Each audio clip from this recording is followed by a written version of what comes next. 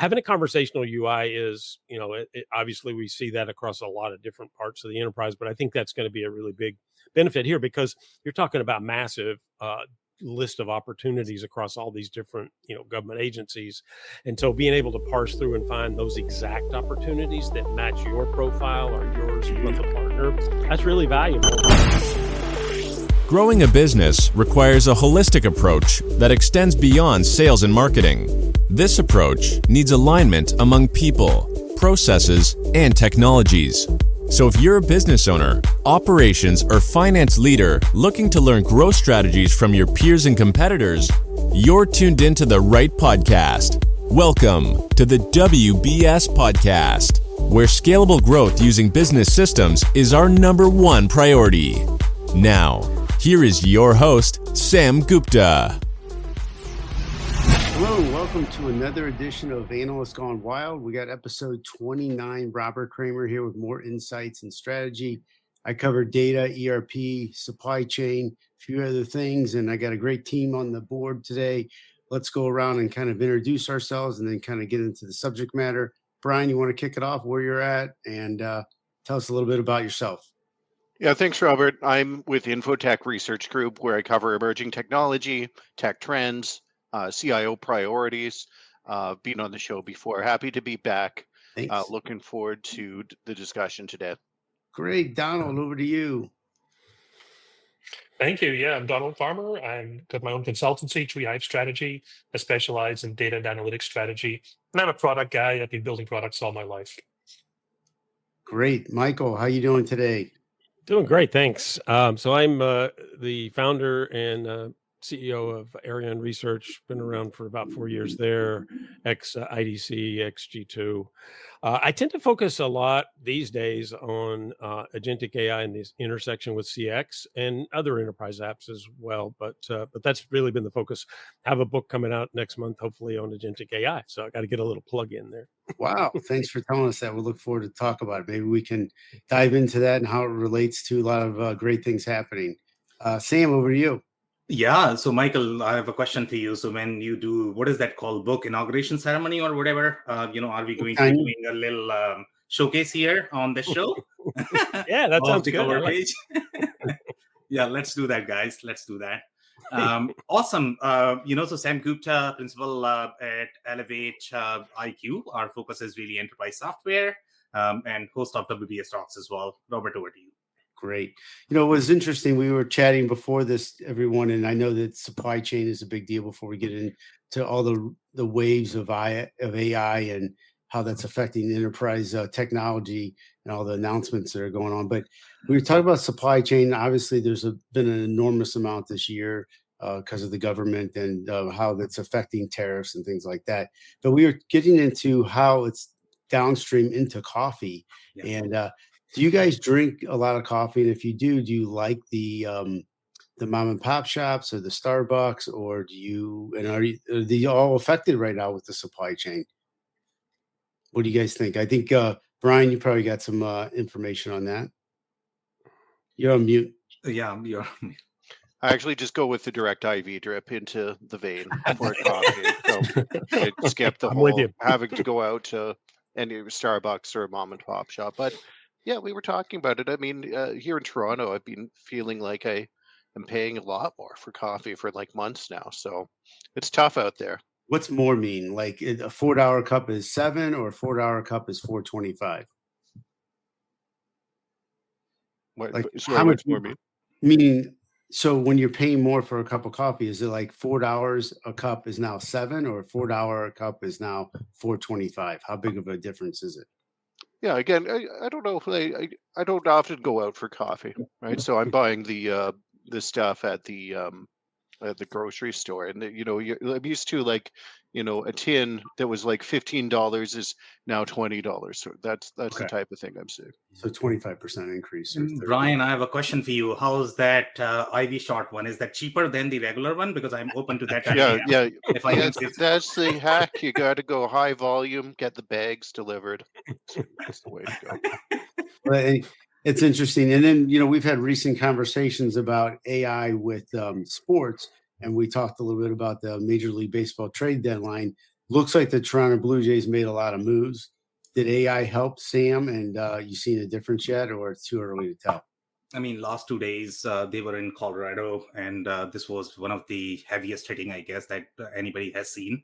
But it was primarily because of the field, not because of the players. I guess that's what we are sensing. So I don't know if it is AI, but they have done one of the best performance, which I do not expect for the next two series because they are playing Dodgers and Cubs. So yeah, it's not going to be even close.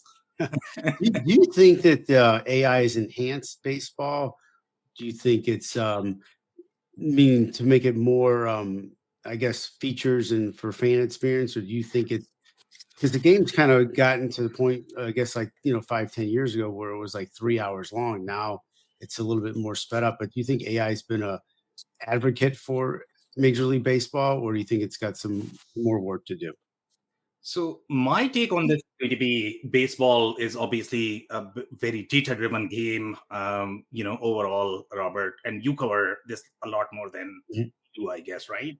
So obviously data is one version, but when you look at the generative AI and ChatGPT, it's a slightly different take, right? So how that is going to impact the sports, my take on this is going to be a lot of people are going to be jobless, even in the sports world, because the analysis or the researchers or the back office, the kind of work that they did to translate these insights for the front office, which did not really have much of the educational background for the most part, right? So now that's going to be a lot of things are going to be automated from the agentic perspective.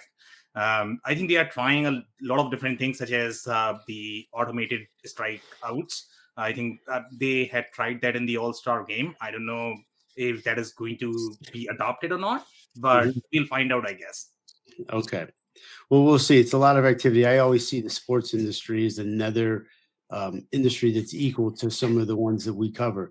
So let's get into the first one. We're dealing with Deltek. They announced that their new AI capabilities within their GovWin IQ, which is really a big thing. And I think we got some things that Michael wants to add to this, but it's a comprehensive initiative to transform government contractor, operations. It includes Ask Della opportunity chat. This is a AI-powered proposal generation for, I guess, solicitation documents. It should help for communicating to the different types of markets that they're working within the government sector for customers. It should reduce the proposal development time. This should be a win for all fronts, but Michael, I know you have some experience working with this company. There was a big acquisition that was made.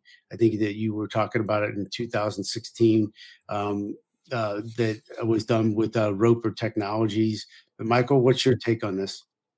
Yeah, it's an interesting one, and I've been working with Deltek off and on for about 20 years. I actually did the market sizing for their S1 when they went public, like 20 years ago, and that GovWin is actually an acquisition as well. It was, I don't know, maybe 15 years ago, and if you think about it, it really was like a community and a research organization. So they go through and pull out opportunities in the government, in different spaces around federal and state and local, and people, government contractors can go in and for a subscription price get access to opportunities, and probably just as much they can also collaborate with each other. So a lot of government opportunities are very broad, and you need maybe need one partner, two or three partners, depending on kind of what it is, to go together and bid together to have an opportunity to actually win.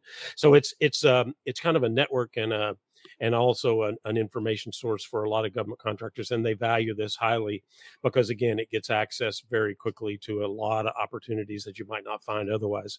So when I saw this, I think this is great, and I've actually interviewed their head of product 2 or 3 times on my podcast about Della and how they've been moving through adding AI capabilities throughout all of their products.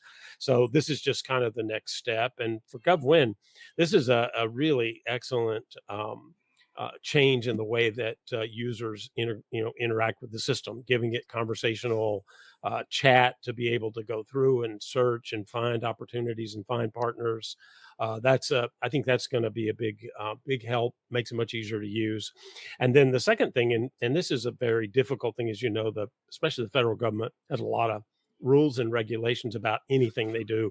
And that's particularly true in procurement and contracting. Mm-hmm. And so having an AI powered proposal generator is an extremely time saving, valuable, tool that will get used quite a lot. So I think both of these are really positives for their customer base. I mean, is it that easy to use? I mean, there's got to be some prerequisites that need to be in place for this just to happen. I mean, a lot of times when you see these, it makes it you feel like there's like an easy button, and there isn't an easy button. So, right, and it's a huge misnomer in this. And when these vendors unleash their innovations, that everybody wants that new candy, but you can't have it unless you do, you make the candy. So yeah, I mean, I think in this case, it really does simplify what was a fairly, arduous search process. So it helps make this a bit easier to find those opportunities and get answers on, how to bid on it, what to bid, what partners you might need, that sort of thing. So having a conversational UI is, obviously we see that across a lot of different parts of the enterprise, but I think that's going to be a really big benefit here because you're talking about massive list of opportunities across all these different government agencies, and so being able to parse through and find those exact opportunities that match your profile or yours with a partner, that's really valuable. And then, like I said, just having a tool to help with proposals, that's a huge a time saver because it's such a pain to put these proposals together for the government. Yeah, I agree. It is also, they need to see it in certain formats, so it's critical for them to be in what they're expecting. So Donald or Brian, what do you guys think? Yes, I'm looking at this. I'm actually thinking about it more from the government perspective. Like I could see how this would be incredibly useful for Deltek's customers and the vendors that are regularly providing services to the government. It's win-win if I can automate some of my contract discovery, some of my RFP creation. Why wouldn't I want to do that? It's a huge amount of work, and I want to make that as easy as possible. It's that annoying administrative stuff that we want AI to automate away for us. But from the government perspective, I'm almost wondering is this automating a process that's not designed very well, right? The government procurement has received a lot of criticism. It's rigid, it's overly complex, it limits the amount of companies that can bid on it. Up here in Canada, our federal government tends to award a lot of contracts because they require a certain size and scale. So a lot of contracts don't go to the homegrown Canadian firms, but to the American firms, right? So they get a lot of criticism for that, saying, why can't you be more open to startups and actually being a customer that would help startups grow into scale ups, right? So I look at something like this and I'm thinking, are we just going to automate that and make it even a more entrench that rigid process because only the existing contractors are the ones that have access to this and can now automate that, and if you're on the outside, it's even harder to get in. Right. Well, I mean, the nice thing about GovWin is it's a subscription service, so anybody can subscribe to it and pay the fee and get into it. So at least from that perspective, it is kind of levels the playing field a bit for giving access to any government contractor or aspiring government contractor to find that information. So from that perspective, probably does help a little bit with that, Brian. Yeah. Well, I'd kind of like to ask a little bit about that, and maybe you could help me out here, Michael, because the clients I've spoken to who have looked at Deltek, I've always said it's a really expensive system for them. And they are typically startups, as Brian was talking about, and they would love to get into government procurement, but they found Deltek very expensive. So I called up a couple of them before this call and said, what do you think of these AI capabilities? And their answer, which was entirely legit, was, well, is this going to be more expensive or is it going to make it cheaper for us? And they weren't clear on what the answer is. So I think that's actually very important. And I would love to see more startups getting into government procurement. Getting that imagination, getting that innovation, getting that entrepreneurship in would be great, rather than the big, well-established consultancies who have their own problems, which are very similar to government problems of rigid processes and expensive and overstaffed systems. But if Deltek don't make this cheaper for people to get in, then they're not really leveling the playing field. But what do you think about that? So I would say, I had a quick question because it's going to probably give you, Michael, a chance to answer two questions. Okay. What does expensive mean? I mean, I don't. People say that to me. I don't know that word is it's kind of generic, because expensive might be that it takes care of everything I need and it makes me more efficient. I get more revenue, so expensive could mean that I need that, all the indirect costs it could save me from. So Michael, coming back to you, is expensive mean that it's worth it, or is expensive mean it prices me out of the ballpark?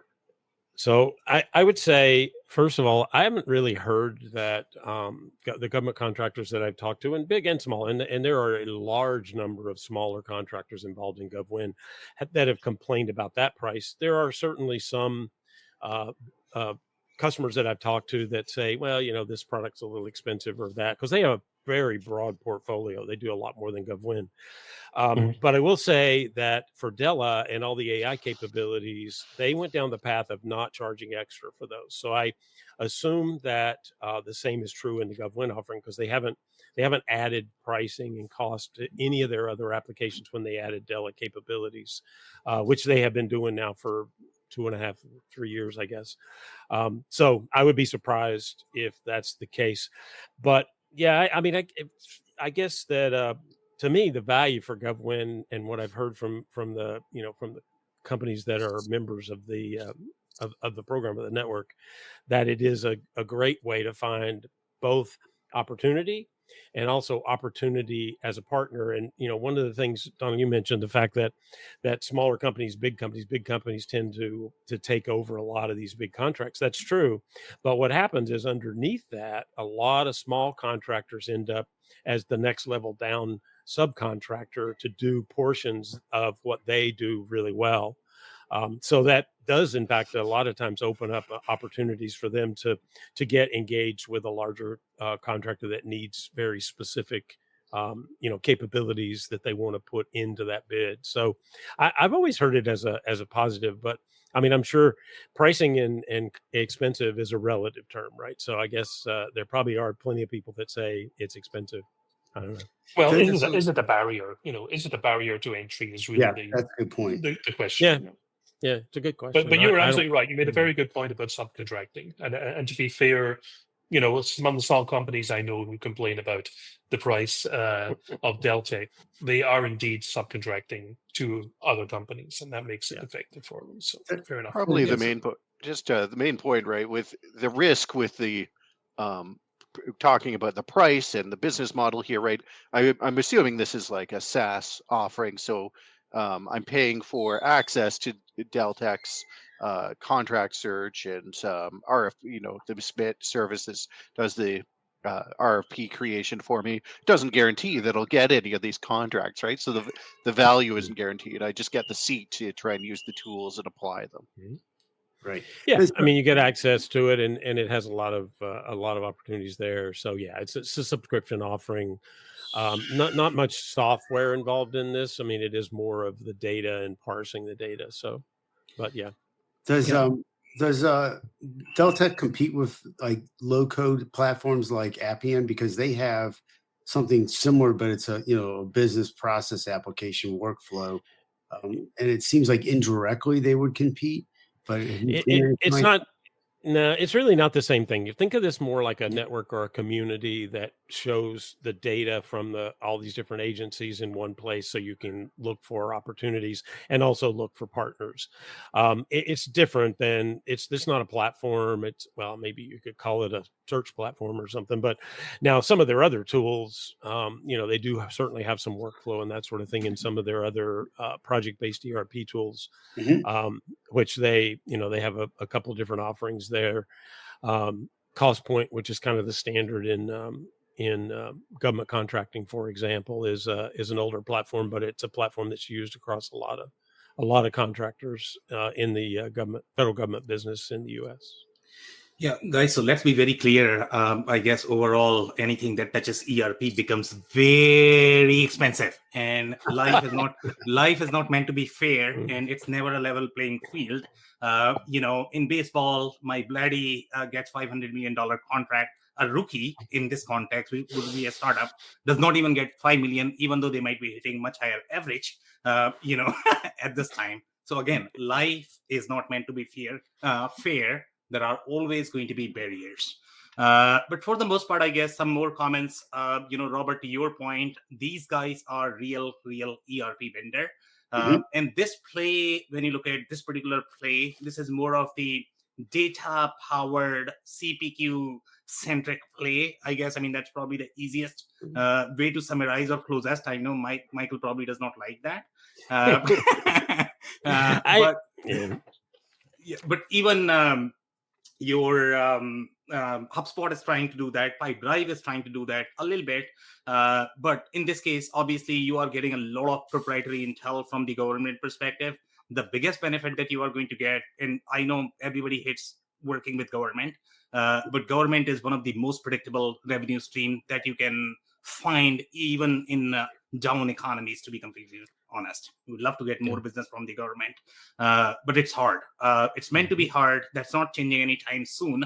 So the biggest headache that you are avoiding here is because they are telling you whether they are going to win this or not going to win this. What are the challenges that you are going to get, with respect to RFP? So that's a huge intel to avoid any sort of challenges.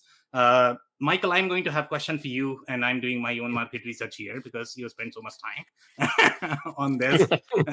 We have not done a lot of RFPs lately that involved, cost point, but we do get a lot of customers, and they are moving away from cost point at this point of time. So I don't know what is happening in that portfolio, because when I look at this announcement, I look at that they are sort of trying to upgrade that. But what I'm hearing from the customers is that it's being sunset.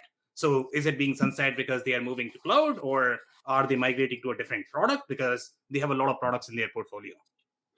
Yeah, I mean, I think you see all of those things are probably true.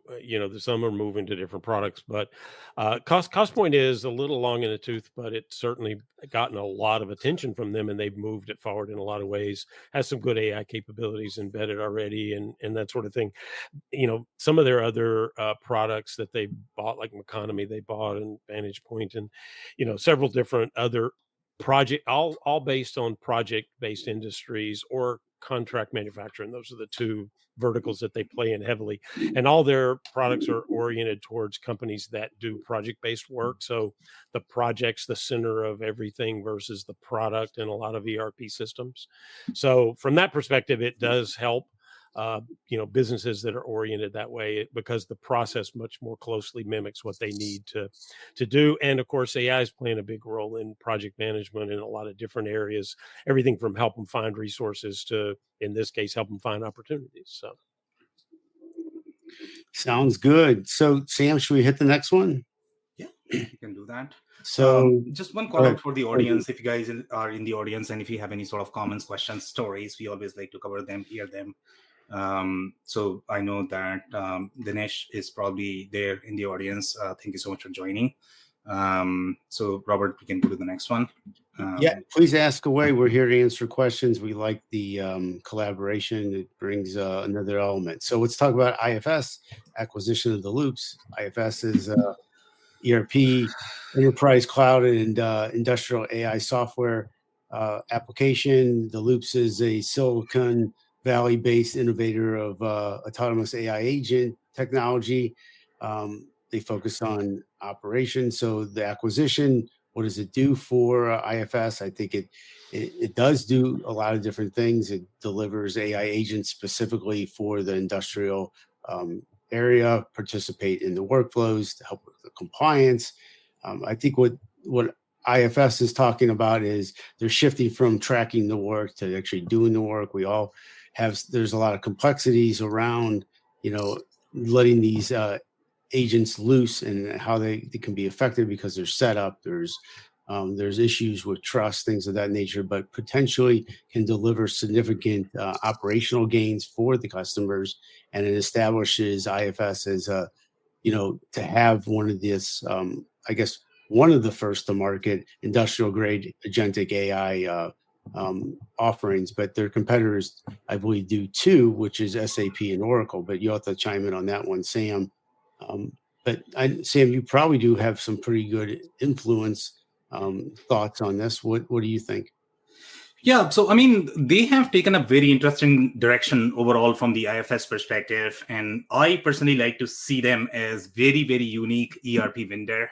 And I would probably put even Deltek in that bucket as well, because Deltek has a very different offering, where they really differentiate and where they shine. So from the IFS's perspective, yes, they do some business in manufacturing, but their core is always going to be the whole asset management, the field service, aerospace, MRO, maintenance, etc. That's where they really shine. And their recent investments, I would say at least 3 of them, the last one that they have done, they are really trying to improve the asset-centric capabilities, a lot more predictive. This is slightly more generative, but the capabilities are very similar. I don't know if any other ERP vendors are acquiring the similar capabilities. These guys are very different. They are attacking very different market. So, I mean, I am personally excited about this particular alignment acquisition. And I don't think anybody else is going to do that because IF has a very different target market. Yeah, but how can they integrate this technology like seamlessly that quick? I mean, it seems a little strange to me because these systems are so complex. How are they promoting it that it's available or can be available soon? Yeah, so well, from a multi-agent system, I mean, from an agentic platform, they're using MCP to do the integration. Yeah. I'm sure that's the standard, right? Sure. And particularly in this case, the interesting part I thought was the collaboration and coordination point, right? Because if you're using multi-agents, that's actually one of the difficult things is to manage that process, having multiple digital workers and having them be able to work with them, each other, and also with humans, and work together to collaborate on whatever that activity might be. So I thought was interesting from that perspective, giving a orchestration platform for multi-agent systems, which is in fact something that's going to be big in this industrial area as well. So that's seamless. I get it what you're saying, but that sounds perfect to me. Well, nothing's perfect, right? but it's a good move in the direction towards better anyway. Okay. Yeah, it's the right question to ask about integration. With IFS here, the way they approach their AI solutions is through different vertical domains, right? You look at how they deliver their ERP and the AI services on top of that. They're targeting solutions that are tailored for aerospace, for defense, for manufacturing, for telecom. So the question, there's a lot of different systems that there's going to have to be integrated with, and not all of those have MCP protocols developed from the vendors today, right? So that might require some custom integrations to be coded, and is that going to be coming from IFS here or the loops? Potentially, I would expect that's part of the value they bring. But the question there is, how well will it really work, right? And then the other question is observability, like especially with a lot of these critical industries. We know generative AI can hallucinate, right? And we also know it can be like a black box where the outcomes aren't clear. How did you come up with that answer? Why is it giving me this output? And if you have to go back and audit that because you're regulated, it can be a problem. So, how far can you really go with if we're using LLMs and generative AI here, which it looks like IFS wants to and plans to? How far can we go in actually automating with that in these different industries? Mm-hmm. Donald, what do you think? Yeah, I think there's a particular problem here. First of all, that I don't see how I don't see how the loops becomes at any time soon native to IFS. I don't think it's going to be an IFS native application. I just don't see that happening. But that's not necessarily a problem for agentic systems because they're designed to be an autonomous entity. So, the loop can be somewhat autonomous from IFS, which then raises for me the interesting question is which direction does the value arrow point? Does IFS provide real value to the loops users, or does the loops provide additional value to IFS users? And given that they're going to be quite autonomous, I think that's going to be a really interesting question to see how that works out. The loops actually. I was going to say, I suspect the latter. No, I think you're right. I think the latter is probably more likely. Yeah, I think so. And I think the loops have done some really interesting work in managing really quite complex industrial systems. The workflow, the way in which they manage the autonomy is actually pretty compelling. So let's see if management and the structure of the company can be as autonomous as the agents, this could be quite successful. I think the value that IFS brings here is that it's actually providing the data stores, and it has the enterprise data that is going to be accessed by the agents provided by the loops, right? So there is value going both ways, and you need both parts of that ecosystem. And that's why we're trying to design for this multi-agent orchestration sort of build in the architecture, is that we're able to automate processes while keeping our data in the systems that we already have it.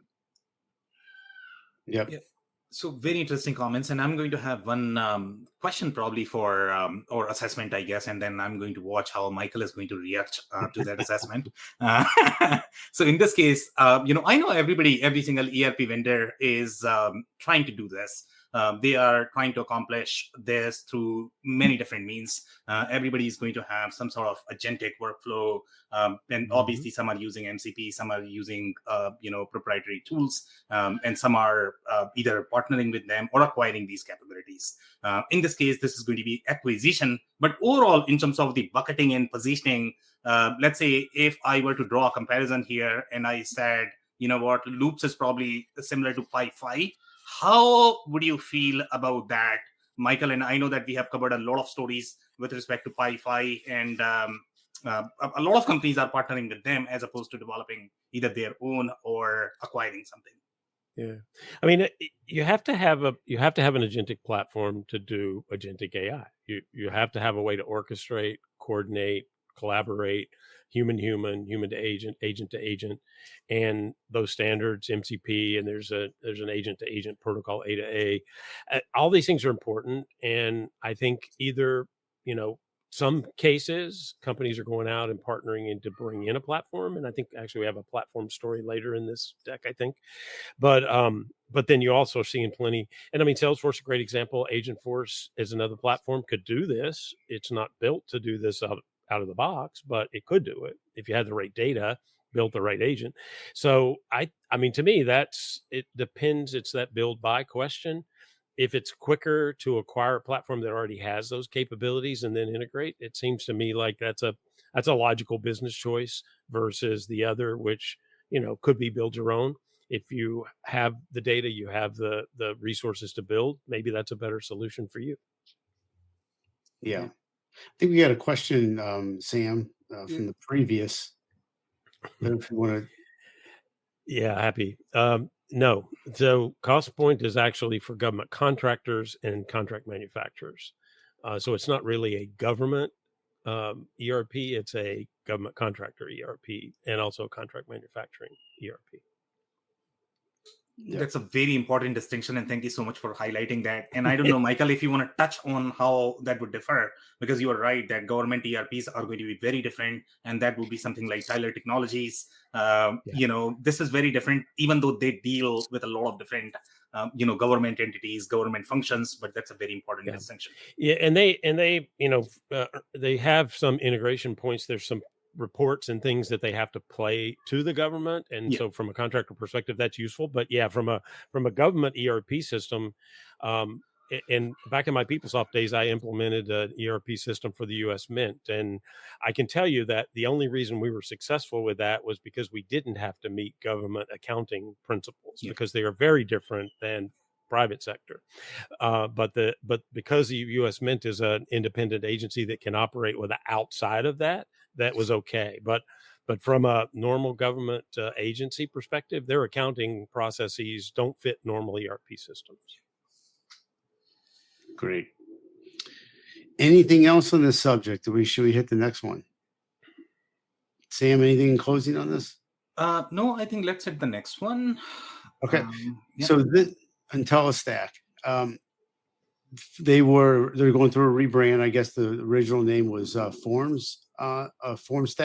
So they have a rebrand, and then they have a launch of Streamline. So this is an interesting subject, and it goes along lines. They were a digital forms company, document generation. Now they're going to more of a comprehensive automation platform. So they're rebranding to Intellistack, and then they're launching Streamline, which is a no-code AI-driven process automation platform. They're claiming zero data retention architecture. Does this help them? Does it help the customers? What's it do for the industry? Does it put pressure on their competitors like Microsoft or Zapier? What are the challenges ahead? I think this seems like a pretty good move for them, kind of going away from their past into a more extensive plan. So I guess Michael or Donald, what do you guys think? I mean, they definitely, if you look at them, they were kind of old school process automation tool.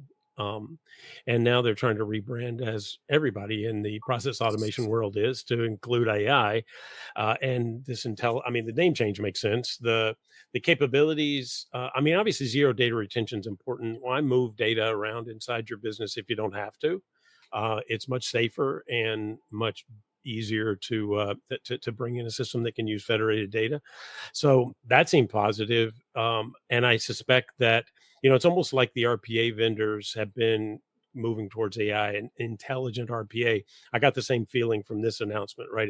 It's we used to do it this way, and now we've added AI, so it's intelligent. Right. So just to be clear, Michael, in terms of the name change, it makes sense because everything has to be AI native in 2025. Is that what it is? Yes.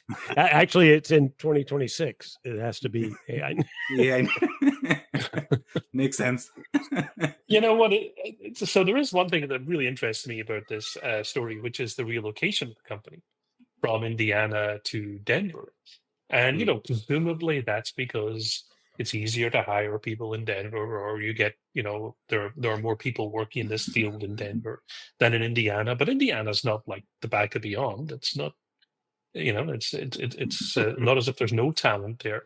So I wonder about this move. What does that say about the need to be close to talent as opposed to, people remote working? Couldn't they remote work into Indiana and have still retain their Indiana headquarters? It just strikes me as being a very expensive thing to do, as Denver's a much more expensive place than Indiana. Why do that when, in fact, the whole point of this technology is that it's automation and runs remotely? They're not eating their own dog food, maybe. But you see what I mean? I just find this an odd. I find this not necessarily strange, but I'm surprised that they make this move. Yeah, I thought Brian would have a lot of intel in this particular market, I guess. This is probably your bread and butter, right, Brian? When I'm looking at this, I'm wondering about their whole approach with the no-code aspect here, like in an age, we just talked about how everything has to be AI native, right? And they're calling themselves Intellistack. So, they're coming in with this no-code branding. I think that's not the right message, because no code, it's very like citizen developer, like 2022 era type of orientation, where it's like, okay, we're going to give you a UI solution so that you can automate filling out the forms in your different aspects of your workflow. Like these days, I'm looking for an AI agent that's going to be able to fulfill my data contracts and deliver the right information to the right place when I need to, right? Not like stack together a workflow through a series of visual boxes or something that will get me there in the end. So I'm just wondering about this framing of the product in the no code sense. Yeah. I don't know. I mean, I think it's a little bit of evolution from a space that is a bit behind from a process automation perspective. And so that's them start to tell a better story. I mean, if you look at some of the RPA vendors, they kind of went through this phase too of, oh, look at us. Now we have AI. Oh, look at us. Now it's something better, different, more. So that, to me, that sort of seemed like the story there. Yeah. What I do Generic, like about this, sorry, what I do like about this is the federated data governance aspect, right? Where it's putting the power of domain or the power of data in the domain owner's hands, where you're accountable to manage it. You have to, you have the tools to access the data where it resides and then apply it to the area that you need. We don't have to copy it around. We don't have to have a centralized team that's tracking where the data is flowing within the enterprise. So I think it supports that trend well. Yeah. Even going back to your comment about Denver and Indianapolis. First of all, Indianapolis is a pretty cool town. There's a lot of talent there, but maybe the owners of Intellistack like to ski. I don't know. It could be. I like to ski rather than do motor racing. Yeah. It has to be personal too, but obviously there's a attracting talent is a initiative as well. It's not that a baseball team though, right? The Rockies. They lost 20. I think it's a motor racing thing. They're fed up with with the ovals. They want to go to Pikes Peak.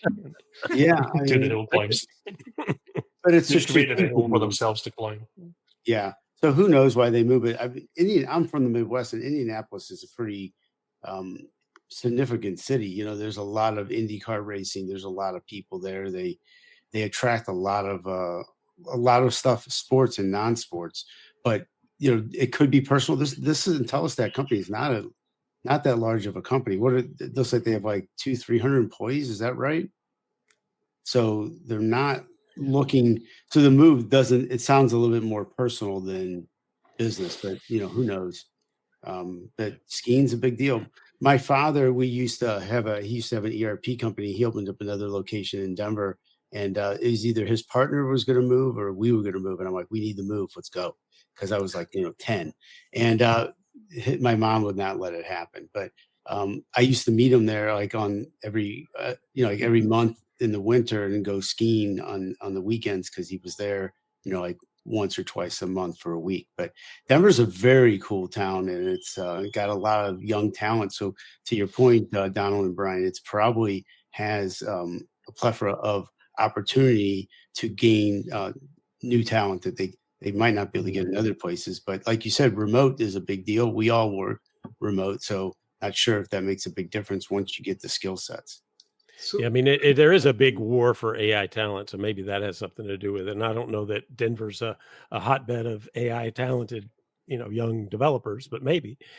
So maybe that's part of the driver is trying to get, since they're moving into AI and everybody's fighting for talent there. So. Yep. Well, that was my first thought. And my second thought, which may not be relevant to this one, but I bet it's something which is going to be relevant in the future, is whether this was a jurisdictional issue and whether Colorado has a particularly AI-friendly data protection regulations.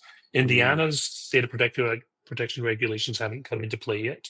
I know they've been passed, but they don't become. I think it's next year that they become active.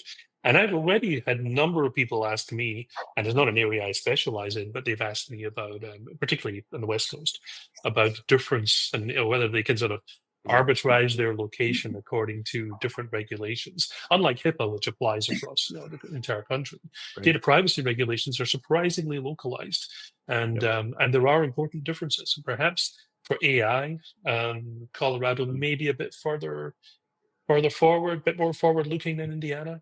I don't want to downplay Indiana, but it wouldn't surprise me. So, Robert, did I hear this right? That your father had an ERP company? Is that what you mentioned? Okay, and what is that called? Like Kramer ERP? Because you can definitely find Gupta ERP, and we can have a little competition here. Yeah, it was called. The name of the company was called Parasol Systems, like an umbrella of software, but the application was called ProChem, and it was specifically. I've heard of that. I have to specifically for chemical distributors and manufacturers. So it was funny. Hopefully you have it. If you haven't, no big deal. But it was, really for that $100 million chemical distributor manufacturer. And it was one of those things where when I went to go to college, I said, don't ever call me to work for you. I'm out. I'm going to work for myself. I don't want to work for you, because I saw him work, so hard. And it was something I didn't want to, be accounted to my dad. So I went to Chicago. I was very unsuccessful. I came back. I said, hey, can I work for you? So I ended up working for him for about 8-9 years and helped him rebrand that software. And it was it's one of those things which was extremely industry specific, but I learned it from the ground up. I understand the intricacies of ERP and how it all connects. And I mean, I sat in 1,000 demos. When I left that company, he ended up selling it shortly after that. I'm like, I couldn't go sit in another demo again because it was, and I walked so many manufacturing facilities. I'd fly to a city, drive to the manufacturing plant, and then sit there all day, fly back, get home like at midnight. Some of my friends would be like, so how was Chicago? I'm like, I don't know. I mean, I didn't see it, because you're like in these all day demos, but so these softwares that are industry specific, sorry, going on a tangent here. It's really important because it does things like create the MSDSs or the C of A's or track unit of measures and, translate different languages. And, it allows these companies to be reliant on something that can help their business grow. And so, yeah, it was like learning calculus. You don't want to learn it, but you did. I learned ERP that way. And it was an advantage to me. And I never thought I'd really use it until I came back to being an analyst. And I was having a conversation with the person I work for, and he's like, so do you know anything about ERP? And because I didn't really put it on my CV because I didn't think it was really relevant anymore. And I go, yeah, I had this going on in the past. He's like, well, that's kind of a big deal. I said, well, so here I am. Anyway, so now I know, Robert, why you are so emotional about change management, because every single ERP vendor I know in their next life, they want to do change management. Yep. I saw failure, when you see that, how to address it a little bit.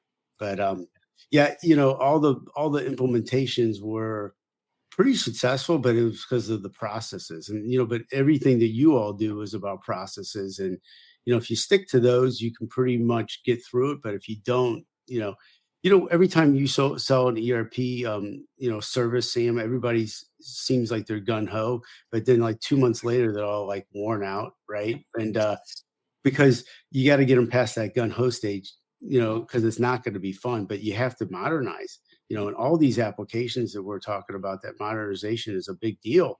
And you can't compete without software and innovation because your competitors are doing it. Yeah. But anyway, but it's all fun. And, that's how I got into the ERP and et cetera. So let's go to Kognitos. Neurosymbolic AI platform launch. That's a lot of words there. And I don't know a ton about them, but supposedly this is promising to have a hallucination-free automation through its patented process refinement engine. Does this help, set the course for what they're trying to do for their customers, for them, for their competition? It seems like does this hit mostly with RPA vendors and new standards with governance and things of that nature and explainability? Thoughts? I just want to start with this is supposed to be, they call themselves English as code and natural language-based AI acceleration, but then they have to invent a new term to describe it, like neurosymbolic. I mean, what on earth does that mean? So if you're going to call yourself so English as Kognitos code didn't and invent natural that language, term, though. Yeah, this isn't something that they branded. Neurosymbolic AI is a branch of AI that's evolved out of research. No, going back to 2022, I think. Yeah, so I know, very but it interesting. just So seems maybe I'm definitely looking for a one long tail automation challenges. I don't know if somebody can coach me here. What is that? How does that work? Maybe Brian or Donald? I just, if I could get the chance, let's talk about neurosymbolic AI a bit, because it's a funny word. And I think the first time you read it, you're like, wait a minute, aren't words symbolic? Like, how is this different from other AI? But it is, the idea is that, while generative AI is trained on language, neurosymbolic AI brings another set of logical rules to sort of check the probabilistic outcomes of AI against a deterministic set of what can be true, right? So the idea is that you want to eliminate hallucinations. Now, the problem with that is that it's more rigid, right? So, generative AI is quite good at no matter what you throw on it, it'll always give you something back, right? Now, how accurate it is, that's the question. But it's always going to try to integrate the new input into something that's going to be useful for the user. You can break a neurosymbolic system, right? Because if you go outside of like the logical rules, it doesn't know what to do with that, and it doesn't give you the output, which is maybe what you want, right? Because you might have a process that just says it has to come within certain boundaries, or else don't go forward, right? So that's the concept of neurosymbolic AI. Now with Kognitos, right?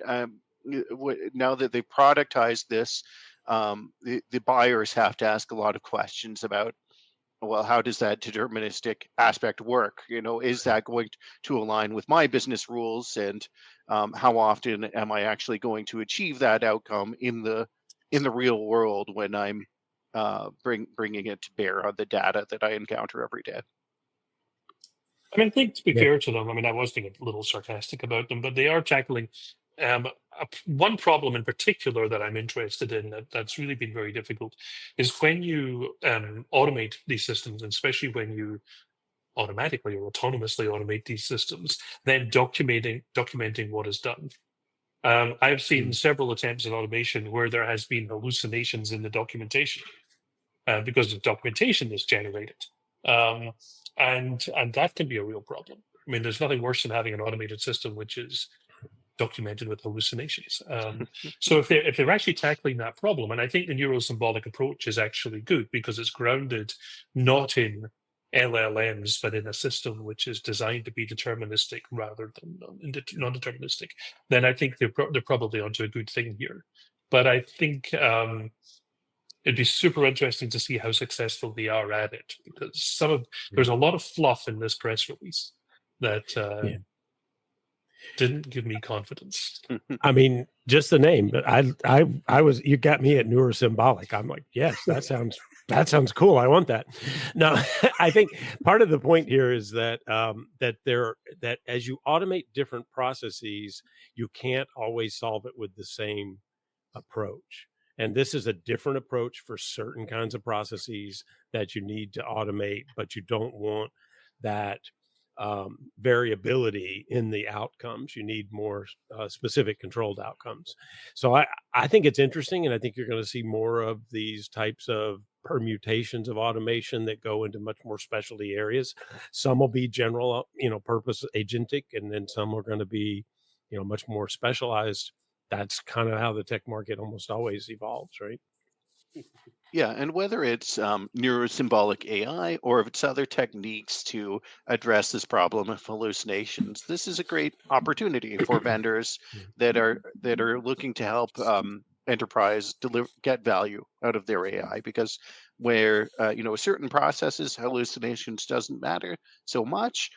In other processes, it's a deal breaker, and it means that you can't automate with that technology. So look out for these type of solutions where vendors are going to try to eliminate the hallucinations or check your work against a deterministic system to make sure your outputs are accurate. Interesting. So when we were at ProChem, we had somebody that specifically manually did all the documentation. So this is a huge, ERP application. So would this help automate that documentation by looking at the program and actually spitting it out, or would that be the Intellistack company, or both combined? Good question. Yeah. The documentation for these ERP applications or for any SaaS application has to be automated. So what are they using to actually do that? There has to be an AI kind of a structure there. But this neurosymbolic one, because of the way that it uses the cognitive approach, I think would offer some really interesting capabilities to things of that nature, where it's more intuitive answers. Brian, I don't know, what do you think? Yeah, I mean, the documentation is one aspect of what this is claiming to do, right? Like, this is saying that we're going to help you accelerate all parts of your automation pipeline. So, whether it's executing the process, which testing, deployment, etc.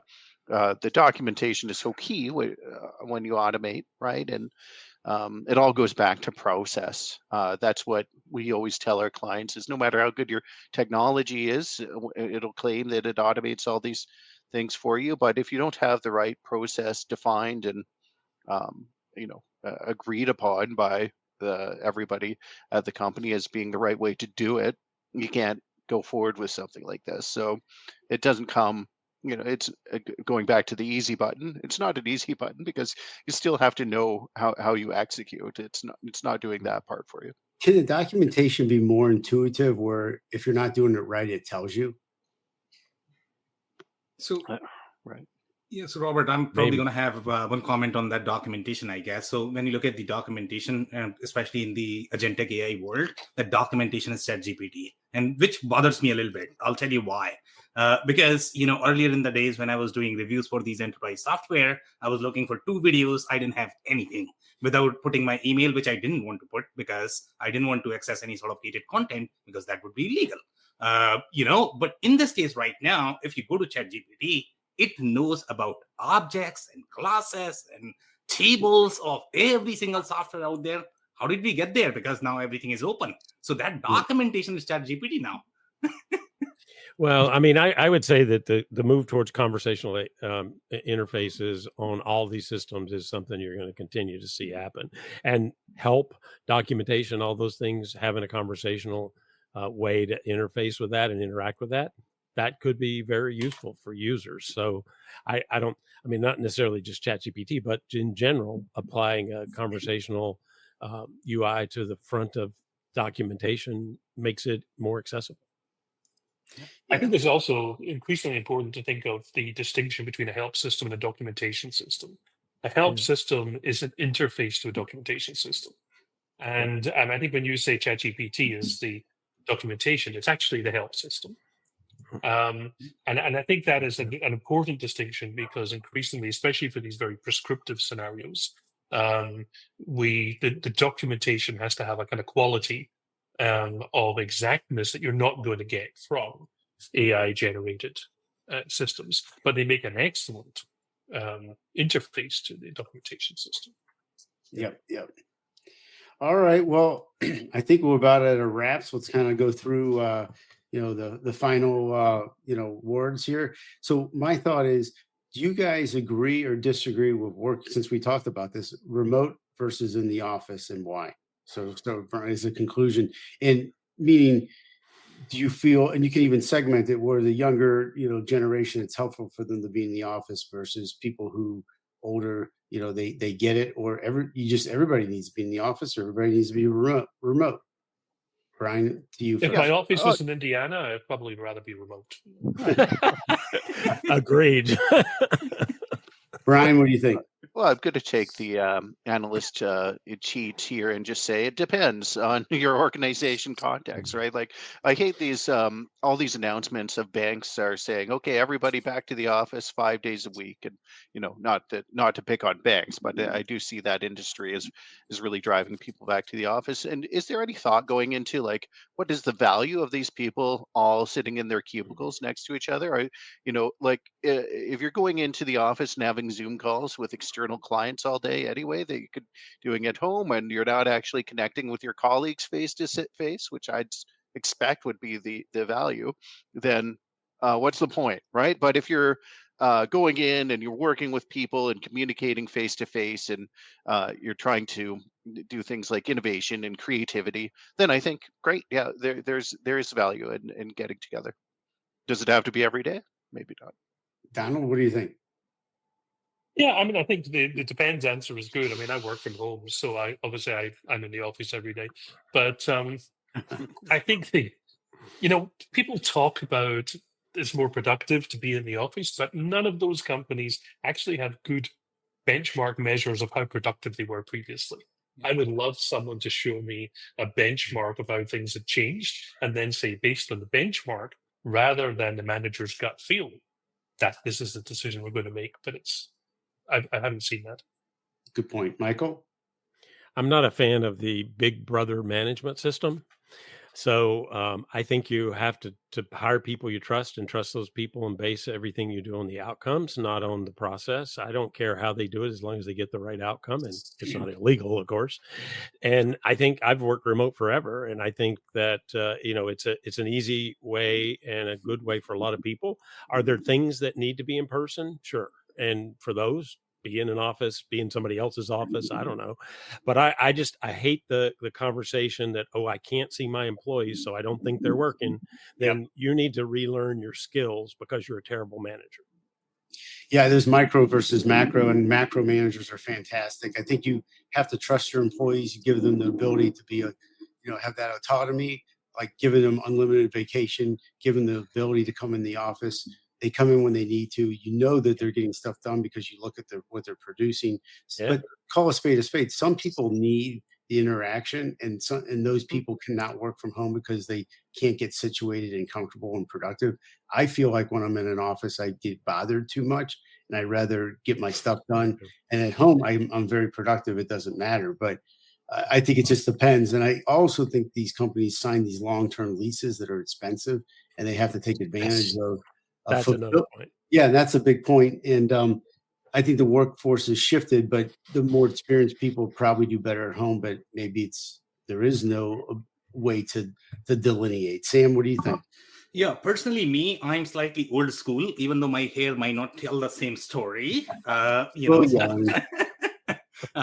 definitely old school in terms of preferring for the office. But at the same time, I'm in the industry where we have to offer a remote option. I don't have a cloud to say you are AI fired today because you're not coming to the office. So that's why, naturally I work from home as well because nobody in our industry goes to the office. But personally, I would love to go to the office because I think I would have better life if I went there. So that's my take. Why would you have a better life? Because of the interaction, because of the missing social interaction right now. Since I'm working remote, it's just not the same relationship. Yeah, and I want to have life. All right, let's get that done. All right, so hopefully, do you travel a little bit for your work? If you do that, sometimes that's a good filler. It's not the same thing. Okay, not the same thing. Yeah. Well, you have to join some of us on the road, and we'll have dinner. As long as that is going to be Kramer sponsored. It might be. So back to you to close.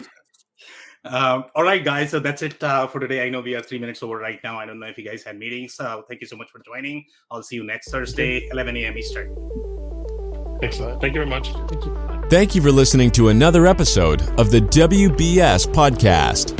Be sure to subscribe on your favorite podcasting platform so you never miss an episode. For more information on growth strategies for SMBs using ERP and digital transformation, check out our community at WBS.rocks. We'll see you next time.